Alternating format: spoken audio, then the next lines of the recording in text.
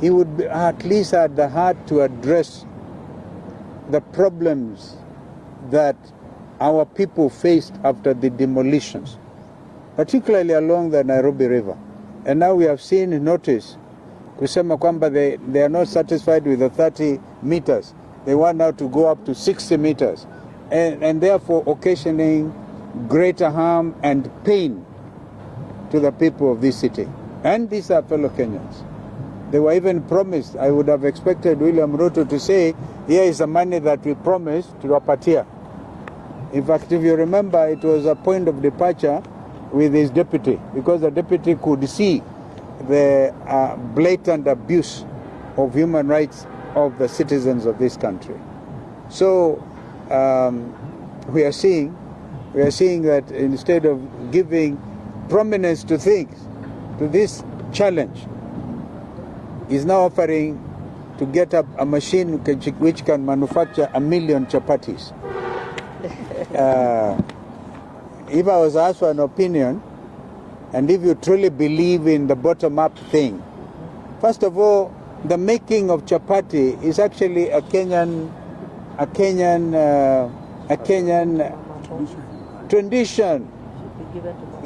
It should be given to mamambogas. If you want to feed the children, and this is advice to Governor Sakaja, in Dagoretti, in Mukuru Kwanjenga, wherever, give that contract to mamambogas. Waambiwe, we would supply every month to this school, to that primary school, to Toy Primary School. But you can imagine creating a machine ya kutengeneza chapati. I think it's a big joke. These people have become a real big joke.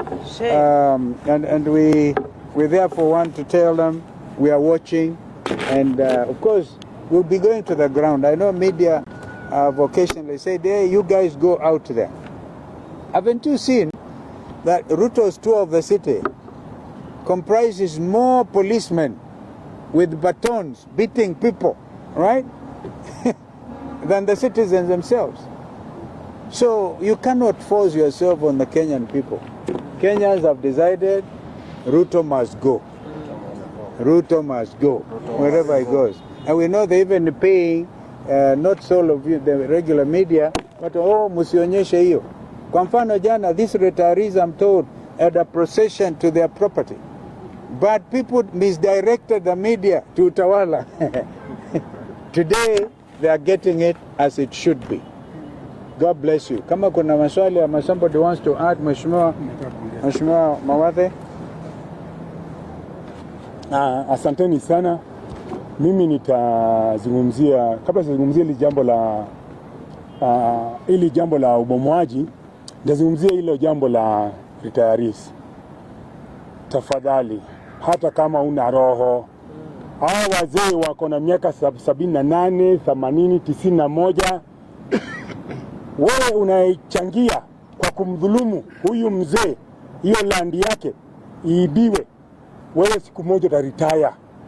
Usisahau hao wenyewe walishindwa kuwalipa hawa wazee, ndipo kabidi wapatie hayo mashamba 23 ambayo wameuza 10, lakini moja na grabiwa hapa. Tafadhali shamba irudishwe kwa wazee, na hiyo railway pia warudishiwe. Hicho ni kiwanja chao. Asanteni. Tazamama nyinyi wazee, na takisha kama umepata shamba zenyu. Thank you. Nini lingine? Ili jambo la ubomoaji nataka kuanzisha upya. Riparian ilikuwa ni kwa kisheria ni mita 15 kushoto, mita 15 kulia, ama kutoka kwa mto. Lakini sasa nataka kuongeza, uende kabomoe mita nyingine 15 pande, mita nyingine 15 pande, hiyo mita 30 kila upande. Ni sheria gani ambayo mnatunga? Mna publish vitu kwa magazeti sababu printing press, government printing press ni yenu. Haiwezekani. Kule kwa ground mtakutana na wananchi. Kule kwa sisi hatutakubali mje mbomolee watu wetu hapa Nairobi. Hapa Nairobi hatubomolewi. Wewe tafadhali, kama una mambo yako kubomolea watu, nenda kabomolee kwingineko. Hapa Nairobi River hatutakubali. Na wananchi wale wako pale, wameishi pale miaka zaidi ya 37, 42 hapa wanapoishi. Juzi mkoja mwamolea mkaambia mkaahidi kwamba mtawapatia pesa za kwenda kuishi mahali pengine. Mkawadanganya. Tafadhali ili jambo tuliangalia kimakini because wananchi wako tayari kutoka. Mtakuja, mtatupata pale kwenye ground. Sisi hatuwafichi na sisi hatuwaogopi. Round hii hata kubali mtu mwabomolea watu wetu. Hiyo wizi ya mashamba imezidi sana. Tamaa ya mashamba. Kwani ni mashamba ambaye kangapi unataka? Ni mashamba ngapi mnataka? Hao wananchi wa Mukuru kwa Njenga, Mukuru kwa Ruben, Kware, hiyo laini yote. Kibra. Huko kwa mtaka kuwabomolea kwa nini? Ati 15 meters zinatosha kufanya riparian na kupanda miti. Kwa area yangu mimi Embakasi South imepandwa vizuri na wale machifu na wale ACC wako kule. Kwa hivyo wacheni kuja kuingilia kudhulumu wananchi tafadhali. That is totally unnecessary.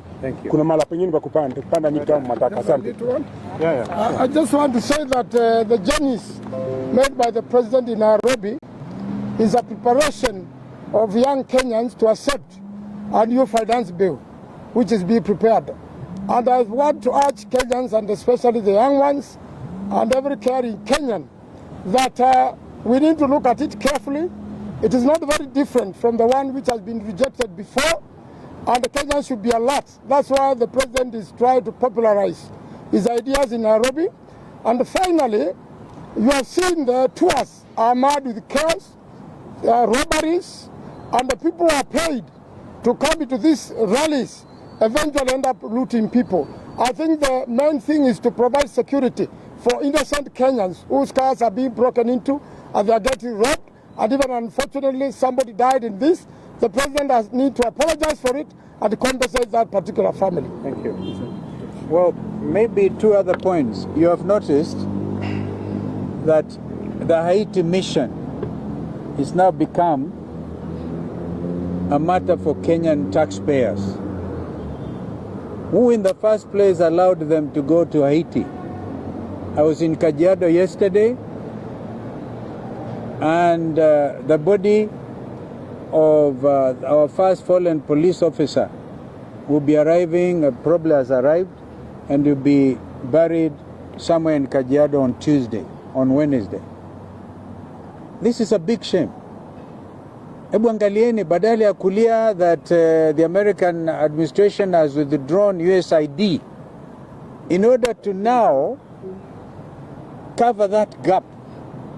Our advice would have been very simple. That you withdraw our Haiti children. Withdraw them. If you are now asking Kenyans to pay some 4.5 billion, I've seen that in the media.